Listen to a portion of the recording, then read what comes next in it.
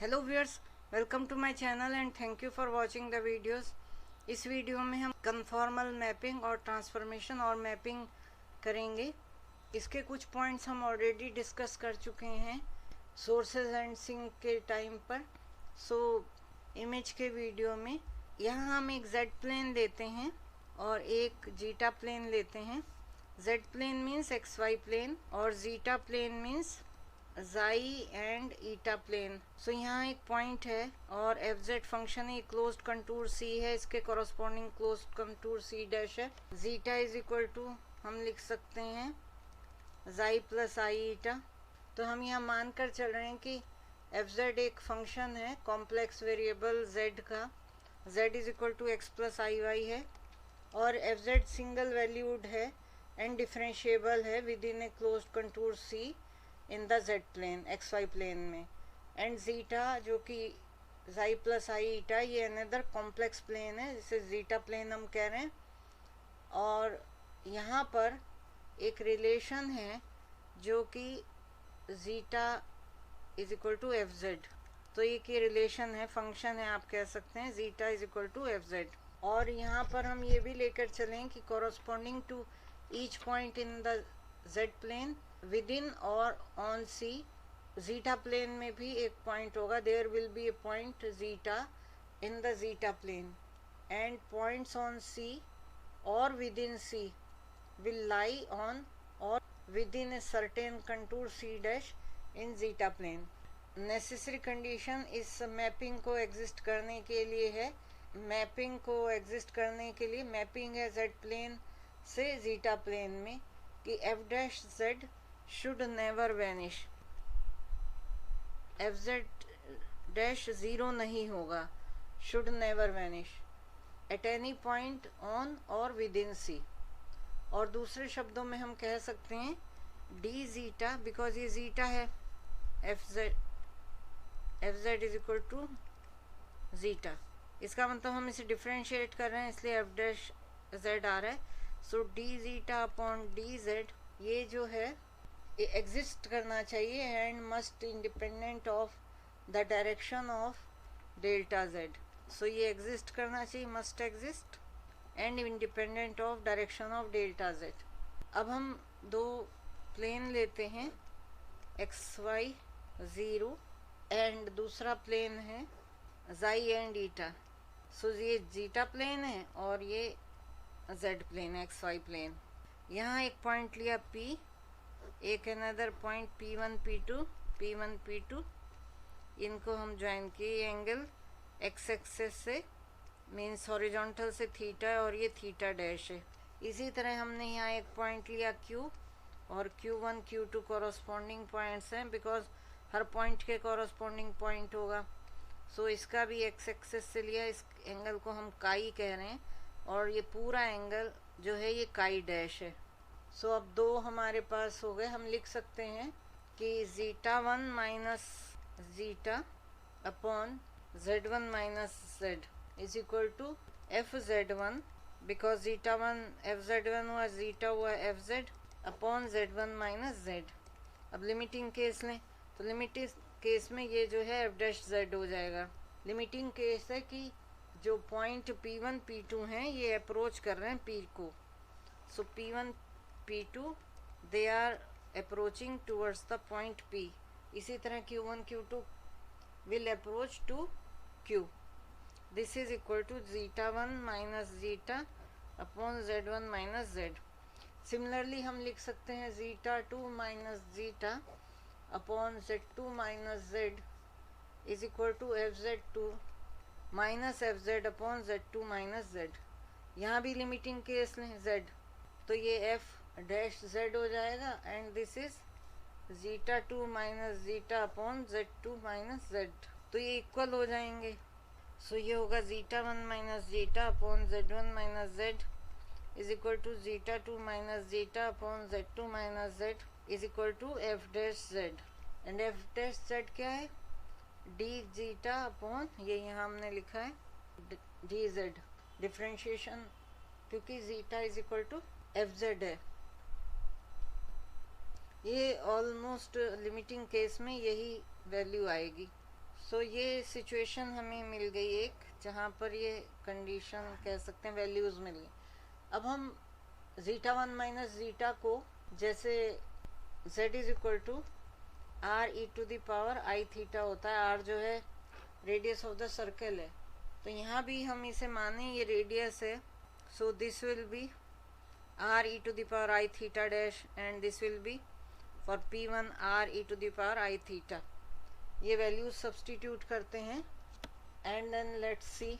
तो ये हम लिख सकते हैं zeta 2 minus zeta is q1 and ये होगा q2 e to the power i chi dash, और यहाँ होगा q1 e to the power i chi upon p1 e to the power i theta, क्योंकि p1 से थीटा, और p2 e to the power i theta dash. This will be q1 e to the power i chi minus theta upon p1 is equal to q2 e to the power i chi dash minus theta dash.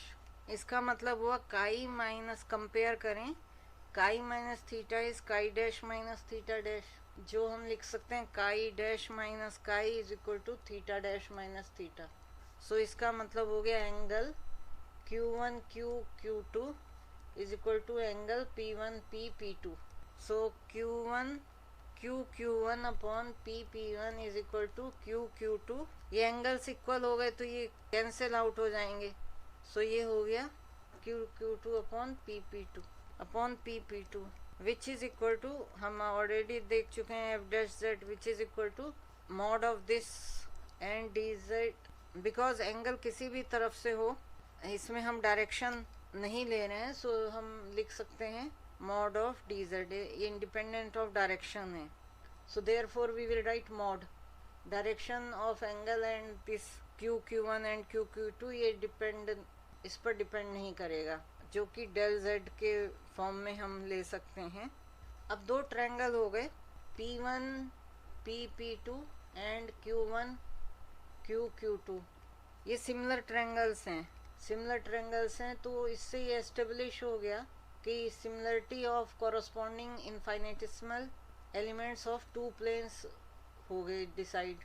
इसका मतलब एक relation between these two planes हो गया, और इस relation को हम conformal representation of either plane कहते हैं, conformal representation of either plane to other plane on the other plane. अब हम बिकॉज ये ट्रायंगल्स हैं तो ट्रायंगल्स का एरिया निकाल सकते हैं। एरिया निकालने के लिए हमें साइड्स पता है और एंगल बिटवीन दो two sides, so triangle q1 q2 upon triangle p1 p2। Angle अगर पता है दो साइड्स के बीच में, तो यहाँ पर साइड्स हैं q1 एंड q2, ये दो साइड्स हैं q1 q2, और इनके बीच का angle into sine of angle q1 o q2, and नीचे होगा 1/2 pp1 इंटू pp2, ये दो साइड्स हो गई sign of angle p1 o p2। तो ये एंगल क्योंकि इक्वल हैं तो ये बराबर हो गया, हाफ हाफ कैंसिल हो जाएगा, q1 upon pp1 into q2 upon pp2। तो ये mod of f dash z है और ये भी mod of f dash z, so f dash z mod whole square हो गया। अब हमने लिया है zeta is equal to F z and zeta is equal to है जाई प्लस आई ईटा, और ये बराबर है एफ एक्स प्लस आई। तो अब हम यहाँ पे लिख सकते हैं del zeta upon del xi del Z, del zeta upon del Z is equal to del of xi plus i eta upon del of X plus I Y. इसे हम एक्सपेंड कर सकते हैं टेलर से, del of xi upon del of X plus del of xi upon del of Y, del Y, यहाँ del X भी होगा, del Y plus i, Taylor expansion del of eta del x plus del of eta del Y upon del x plus i del y, क्योंकि इस case में del x upon del x will be 1 and del Y upon del Y is also 1। इसमें अगर हम zeta की जगह जाई की जगह एक्स रख दें और ईटा की जगह वाई और सेम रखें तो ये हो गया del x upon del X delta X plus del Y upon del Y. So यही दो टर्म आ गई। This first term is there del X और यहाँ वाई के रिस्पेक्ट में ये कांस्टेंट होगा और यहाँ से ये वाई के रिस्पेक्ट में वाई को एक्स के रिस्पेक्ट में करेंगे तो ये जीरो होगा और ये टर्म से वैल्यू आ गई। So we got this one. अब ये गिवन है since del zeta upon del Z is independent of del x upon del Y, तो हम लिख सकते हैं पहले एक्स के टर्म अगर हम कलेक्ट करें so del xi upon del x plus i del eta upon del x plus del zeta upon del Y के टर्म्स डेल वाई के plus i del eta upon del Y upon del x plus i del Y. तो जैसे कहा del zeta upon del Z independent of del X del Y है, इसका मतलब हम लिख सकते हैं del zeta upon del Y plus and this is equal to plus i del eta upon del Y is equal to i del zeta upon del x plus i del eta upon del X. तो यहाँ हमने ये del X के coefficient collect कर लिए del Y के upon del x plus i del Y. अब delta X and delta Y के इंडिपेंडेंट है del zeta upon del Z. So हम डेल एक्स और डेल वाई के कोफिशिएंट को इंटरचेंज कर सकते हैं क्योंकि इंडिपेंडेंट है। तो ये हमने इंटरचेंज करके लिख लिया और अब कंपेयर करने से हमें वैल्यू मिल गई ये इमेजिनरी एंड रियल पार्ट को। And D zeta upon D Z is equal to del xi upon del Y plus i del eta upon del Y. तो अभी हमने कैलकुलेट किया F dash Z del eta upon del Y minus i del xi upon del Y. So हम इसको और हमने दूसरी value find out की थी del xi upon del x plus i del eta upon del X. So यहाँ से हम कंपेयर करके हमने फाइंड आउट किया था del xi upon del X is equal to del eta upon del Y and del xi upon del Y is equal to minus del eta upon del X. इससे हम mod लेके square find out करें। So this is del zeta upon del Z whole square is equal to del xi upon del Y whole square plus del eta upon del Y whole square. So ये value आ गई। इसे हम लिख सकते हैं del eta upon del y की जगह हम लिख सकते हैं del xi upon del x whole square and ये term as it is. So इसे एच स्क्वायर हम कह सकते हैं। सो ये एफ डैश जेड क्या था हमारा area of triangle Q1 Q2 upon triangle P1 P2 is equal to H square. So जो एरिया में रेशियो है वो एच स्क्वायर इज टू 1 है जेड प्लेन। ये Q वाला जीटा में है so zeta plane and Z plane में H square is to 1। This is in zeta this is in Z. अब हम देखें कि वेलोसिटी पोटेंशियल या वेलोसिटी फंक्शन कहते हैं जिसे फाई एंड करंट फंक्शन या स्ट्रीम फंक्शन जिसे कहते हैं साई, इनकी क्या वैल्यू होगी। तो हम लेते हैं कि फाई और साई ये वेलोसिटी पोटेंशियल या वेलोसिटी फंक्शन ये स्ट्रीम फंक्शन या current function in C dash हैं of any motion. C dash जो है क्लोज्ड कंटूर है जो कि जीटा प्लेन में है। तो इसे हम लिख सकते हैं जीटा प्लेन में सी डैश कंटूर में phi plus i psi is equal to कोई फंक्शन हम लेते हैं जो कि फंक्शन है जाई प्लस आई ईटा का, जो कि ओमेगा के इक्वल बेसिकली होगा. So this can be written as, क्योंकि हमें पता है d psi is equal to 0 होता है और psi is equal to constant होता है. ये स्ट्रीम लाइन है given by d psi is equal to 0 and psi जो है स्ट्रीम फंक्शन और करंट फंक्शन हम कहते हैं. सो यहाँ से हम लिख सकते हैं क्योंकि psi is equal to constant है, so psi is equal to some function F of xi eta, और जो कि कांस्टेंट के बराबर है. तभी तो हमें ये स्ट्रीम फंक्शन फाइंड आउट हुआ. And this is in C dash contour. अब जाई ईटा की values in x y term में लिखें तो 5 plus i psi is equal to कोई दूसरा फंक्शन है f2 x प्लस आई वाई. ये जो z प्लेन में हो गया, इस केस में हुआ Sai is equal to f2 और कोई फंक्शन है एक्स वाई जो कि कांस्टेंट है. तो इनमें कोई चेंज नहीं आया. Means f2 x y is the new value of f1 xi ईटा. अगर ये है उस केस में हम कहते हैं कि फाई और साई की वैल्यू सेम है दोनों प्लेन्स में. इसका मतलब W जो कि 5 प्लस आई साई के इक्वल है वो दोनों मोशंस में दोनों प्लेन्स में सेम है. और अगर मान लीजिए Q1 एंड Q2 वेलोसिटीज़ हैं P point and Q point पर रेस्पेक्टिवली, P पॉइंट जो है Z प्लेन में है एंड Q पॉइंट जो है जीटा प्लेन में है, तब हम लिख सकते हैं Q1 इज इक्वल टू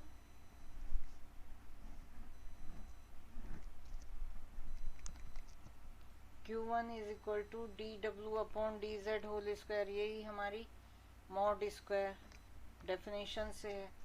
और Q2 square is Q2 is ये this is Q1 square. Q2 square is dW upon D zeta square. ये z प्लेन के रिस्पेक्ट में ये जीटा प्लेन से है, तो इसका मतलब हुआ Q2 square is equal to Q1 into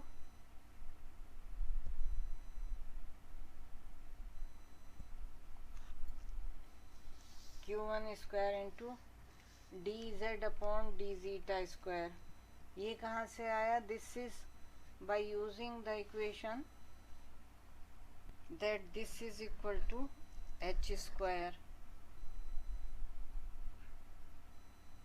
मान लीजिए Q1 और Q2 जो वेलोसिटीज़ हैं P point and Q point पर रेस्पेक्टिवली. P पॉइंट जो है Z प्लेन में है, Q पॉइंट जीटा प्लेन में है. So Q1 square is equal to dW upon dz mod, ये होती है इसका स्क्वायर हो जाएगा. Q2 square will be dW upon D zeta whole square mod square. So यहाँ से हम लिख सकते हैं Q2 square is equal to Q1 square into dz upon D zeta mod square which is equal to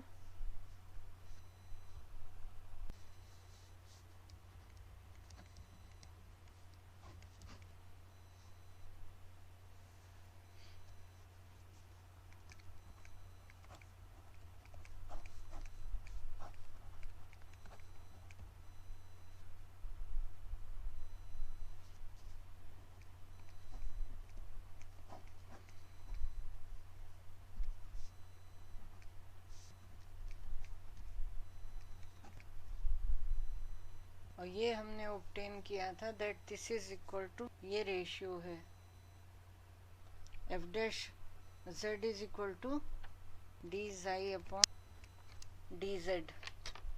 सो ये 1 upon h square हो गया. This is 1 upon h square, क्योंकि हमने ऑब्टेन किया था f dash z mod whole square is equal to H square, ये assume किया था। सो ये 1/h² हो गया। सो Q2 square is equal to Q1² और एक बात हम और कह सकते हैं जब ट्रायंगल की बात है, D xi D eta is equal to h² dx dy। ये एरिया है, this is also area. If we are taking this one, so ये h²1 का रेशियो है।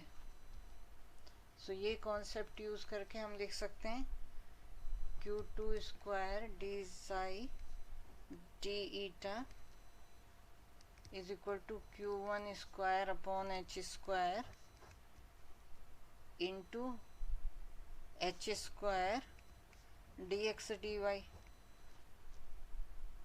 So this gives Q1² dx dy is equal to Q2² d xi d eta। हम इन्हें integrate कर सकते हैं। Integral Q1² dx dy 1/2 and rho से दोनों तरफ मल्टीप्लाई कर दिया, Q2² d xi d eta। So we can write this expression. और ये हमारी काइनेटिक एनर्जी हो गई। Kinetic energy of the two flow field are equal. So हमने यहाँ पर कितने पॉइंट्स कवर किए? That first is that f' z is equal to D eta upon D Z, ये तो स्टैंडर्ड है। देन हमने दिखाया कि एरिया में जो रेशियो होगा h²1 का रेशियो होगा। सेकेंड इज इसी एरिया से हम लिख सकते हैं डी जीटा प्लेन में d xi D eta is equal to h² dx dy। So ये concept just to remember in the area. Another velocity potential and current function या स्ट्रीम फंक्शन, ये जो है सेम रहते हैं दोनों में, कांस्टेंट न्यू वैल्यू आ जाती है। And next is that kinetic energy जो है दोनों फील्ड में इक्वल है, फ्लो फील्ड्स में इक्वल है। सो ये कन्फॉर्मल मैपिंग हो गया। अब दो इम्पॉर्टेंट केसेस करेंगे, transformation of a source and another one is कुछ थ्योरम्स जो स्टैंडर्ड थ्योरम्स हैं conformal transformation of line distribution, उन्हें करेंगे नेक्स्ट वीडियो में। Thank you.